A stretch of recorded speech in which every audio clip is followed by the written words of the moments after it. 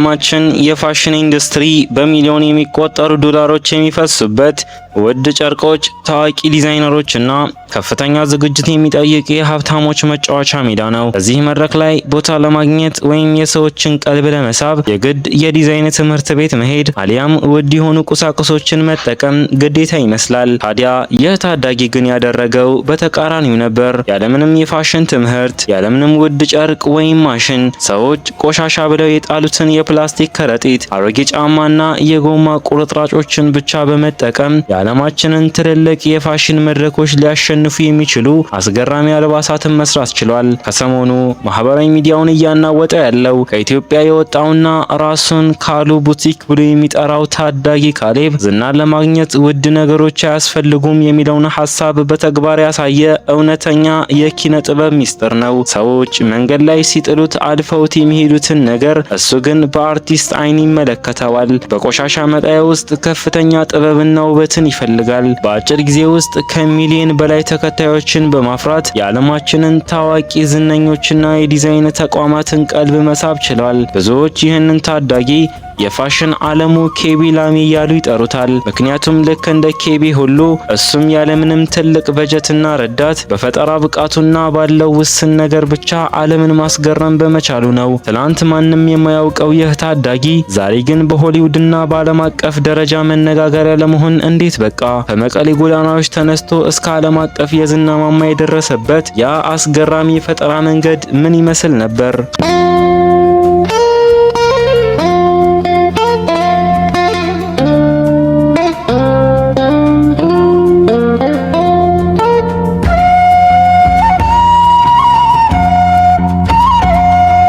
ካሉ ቡቲክ በሚለው የማህበራዊ ሚዲያ ስሙ በመላው ዓለም የሚታወቀው የ15 ዓመቱ ታዳጊ ካሌብ የተወለደውና ያደገው በሰሜን ኢትዮጵያ በምትገኘው ታሪካዊቷ መቀሌ ከተማ ነው። ካሌብ እንደማንኛውም ኢትዮጵያዊ ታዳጊ በተራና መጠነኛ ኑሮ ውስጥ ነው ያደገው። ነገር ግን ካሌብ ከሌሎች ልጆች የሚለየው በአካባቢው ላሉት ቁሶች የሚሰጠው ትኩረት ነበር። እኛ በየቀኑ የምንጥላቸው ዋጋ የላቸውም ብለን የምናልፋቸው ነገሮች በእሱ አእምሮ ውስጥ ሌላ አስገራሚ ህይወት ይኖራቸዋል። ብዙዎች የፋሽን ዲዛይነር ለመሆን ውድ የሆኑ ጨርቆችን መግዛት፣ የልብስ ስፌት ማሽን ማግኘት አሊያም ትልልቅ ስቱዲዮዎች መኖር አለባቸው ብለው ያስባሉ። ካሌብ ግን እነዚህ ቁሳቁሶች አልነበሩትም። እሱ የነበረው ብቸኛው ነገር አእምሮውና ያልተገደበ ምናቡ ብቻ ነበር። እንደ አውሮፓውያን አቆጣጠር በ2025 መገባደጃ እና በ2026 መጀመሪያ ላይ ካሌብ የራሱን የስልክ ካሜራ በመጠቀም የመጀመሪያዎቹን ቪዲዮዎች መቅረጽ ጀመረ። እሱ የሚጠቀምባቸው ግብአቶች ከቆሻሻ መጣያ የተሰበሰቡ የፕላስቲክ ከረጢቶች፣ የካርቶን ቁርጥራጮች፣ አሮጌ ሽቦዎች፣ የተጣሉ የባጃጅና የመኪና ጎማዎች ነበሩ። ይሁን እንጂ ካሌብ እነዚህን ዕቃዎች ተጠቅሞ ዝም ብሎ ተራ አልባሳትን አልሰፋም። የእሱ ዲዛይኖች እጅግ በጣም ግዙፍ፣ አወዛጋቢ፣ ድራማዊና ልክ በአውሮፓ የፋሽን መድረኮች ላይ የሚለበሱ እጅግ ውድ የኪነ ጥበብ ስራዎች የሚመስሉ ነበሩ። የካሌብ ቪዲዮዎች ልዩ ገጽታ ያላቸው ናቸው። እሱ ምንም አይነት ውድ ስቱዲዮ የለውም። ቪዲዮን የሚቀርጸው በቤቱ ጓሮ ውስጥ በጀርባው ከተለያዩ የፕላስቲክ ከረጢቶች የተሰራ ጊዜያዊ ማሳያ ሰቅሎ ነው። እናም እያንዳንዱን ዲዛይን ለብሶ ለማሳየት የሚቆምባት አንዲት ትንሽ በእንጨት የተሰራች ሳንቃ አለችው። በዚያች ጠባብ ሳንቃ ላይ ቆሞ ሚዛኑን ጠብቆ የሚሰጣቸው ልዩ የፋሽን ትርኢቶች ተመልካቹን በጉጉት የሚሞሉ ነበሩ። ካሌብ ቪዲዮዎቹን በሚቀርጽበት ጊዜ ጀርባ ላይ የሚጠቀመው ያላ ሱፐር ስሎድ የተባለውን ተወዳጅ የፖንክ ሙዚቃ ነበር።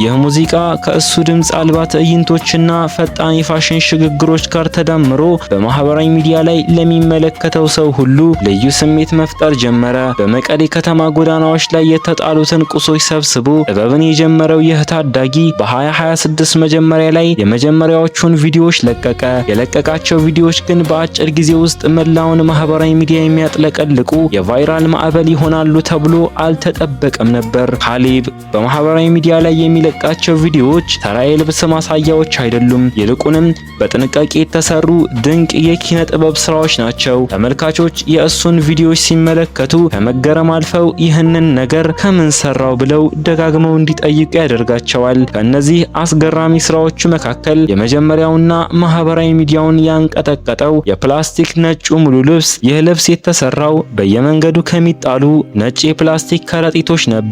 ካሌብ እነዚህን ላስቲኮች በመሰብሰብ በመቅረጥና በጥንቃቄ በመስፋት እጅግ ዘመናዊ የሆነ ባለ ሁለት ቁራጭ ሙሉ ልብስ አዘጋጀ።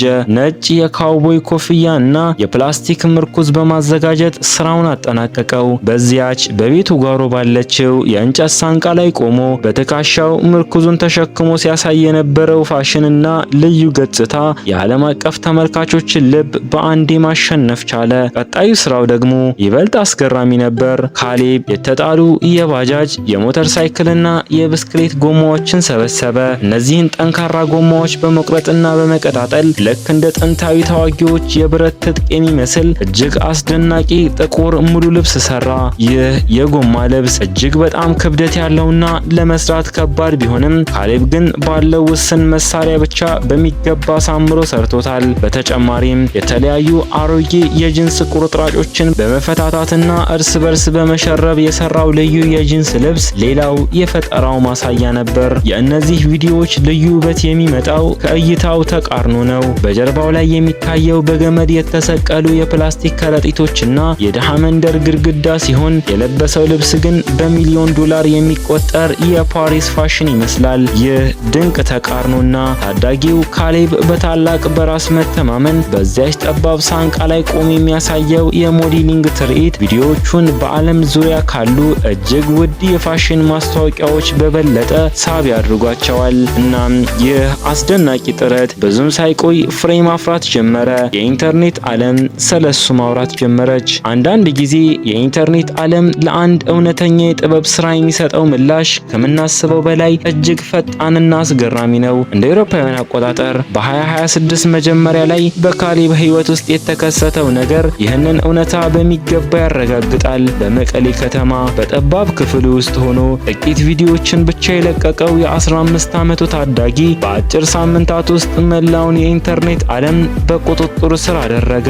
በተለይ በኢንስታግራም @ካሉቡቲክስ ገጹ ላይ ጥቂት ቪዲዮዎችን ብቻ በመልቀቅ በአጭር ጊዜ ውስጥ ከ3.9 ሚሊዮን በላይ ተከታዮችን ማፍራት ቻለ። ይህ አይነቱ ፈጣን እድገት በማህበራዊ ሚዲያ ታሪክ ውስጥ እጅግ በጣም ጥቂት ሰዎች ብቻ ያሳዩት የማይታመን ተአምር ነበር። የካሌብ አስገራሚ ፈጠራ የኢትዮጵያውያንን ቀልብ ብቻ ሳይሆን የዓለማችንን ታዋቂ ዝነኞችን እና የፋሽን አዶዎችን ትኩረት ለመሳብ ጊዜ አልወሰደበትም። በራሱ ልዩ የፋሽን እይታ የሚታወቀው የሆሊውዱ ተዋናይና ድምፃዊው ጄደን ስሚዝ የዓለማችን ቁጥር 1 ዩቲዩበር ሚስተር ቢስት እና በርካታ ታዋቂ ቬሪፋይ የሆኑ ሰማያዊ ምልክት ያላቸው የዲጂታል ኮንተንት ክሬተሮች የካሌብን ቪዲዮዎች በመመልከት አድናቆታቸውን ገልጸዋል። በርካታ የዓለም አቀፍ የፋሽን ብራንዶችም ይህንን ታዳጊ በቅርብ መከታተል ጀመሩ። ተመልካቾች በካሌብ ቪዲዮዎች ላይ የሚያዩት ሌላው ትልቅ ሚስጥር በራስ የመተማመን ከፍታው ነው። ካሌብ ቪዲዮዎችን ሲቀርጽ ፈጽሞ አይናገርም፣ አይስቅም፣ እንዲሁም ትኩረት ለመሳብ ተጨማሪ ጥረት አያደርግም።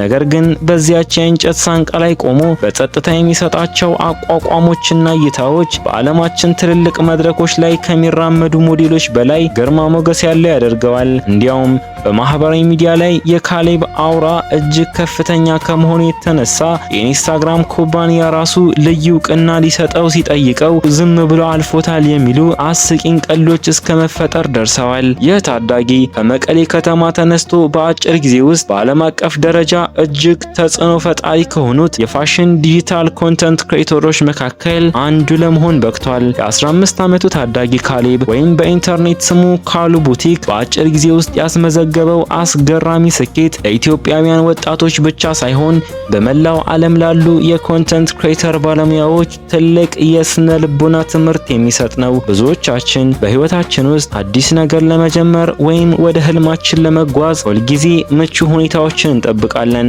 ውድ ካሜራ ቢኖረኝ፣ በቂ ገንዘብ ቢኖረኝ ወይም ጥሩ ትምህርት ቤት ብገባ ኖሮ እያልን እናማርራለን። ነገር ግን ከመቀሌ ከተማ የተነሳው ይህ ታዳጊ ስኬታማ ለመሆን ዋናው ነገር ያሉን ውድ ነገሮች ሳይሆኑ ባለን ውስን ነገር ላይ የምናሳየው ያልተገደበ የፈጠራ አድማስ መሆኑን በተግባር አስመስክሯል። ካሌብ ያስተማረኝ ትልቁ ትምህርት አመለካከት ያለውን ከፍተኛ ዋጋ ነው። ሰዎች መንገድ ላይ ጥለውት የሚሄዱትን ቆሻሻ እሱ ግን በጥበብ አይን ተመልክቶ ወደ ሃይ ፋሽን አልባሳት ቀይሮታል። እውነተኛ ጥበብ የሚወለደው ካለን የሀብት ክምችት ሳይሆን ካለን አእምሮ ስፋትና እይታ ነው። ሁለተኛው ትምህርት ደግሞ የራስን እውነተኛ ማንነትና ጥበብ ይዞ በጽናት መቆም የሚሰጠው ክብር ነው። ካሌብ ዓለምን ለማስገረም ምንም አይነት አስመሳይነት አልተጠቀመም። የራሱን ድምፅ አልባ ትርኢትና እውነተኛ ማንነት ይዞ በዚያች የእንጨት ሳንቃ ላይ መቆሙ ብቻ ለስኬቱ በቂ ነበር። በመቀሌ ከተማ ጎዳናዎች ላይ ቆሻሻ በመሰብሰብ የጀመረው የታዳጊው ካሌብ የፈጠራ ማዕበል ዛሬ በሚሊዮኖች ልብ ውስጥ ትልቅ የተስፋ ብርሃን ፈንጥቋል። ጥረት፣ እውነተኝነትና ተስፋ ለመቁረጥ ሁልጊዜም መጨረሻቸው የስኬት ማማ መሆኑን ይህ ታዳጊ በተግባር አሳይቶናል። ስለ ድንቅ ክሬተሩ ካሉ ፑቲክ የነበረን ልዩ ትንተና በዚህ ያበቃል። አብራችሁኝ ስለነበራችሁ ከልብ እናመሰግናለን። በሌላ አስገራሚ ቪዲዮ እስክንገናኝ ድረስ ደህና ሰንብቱ።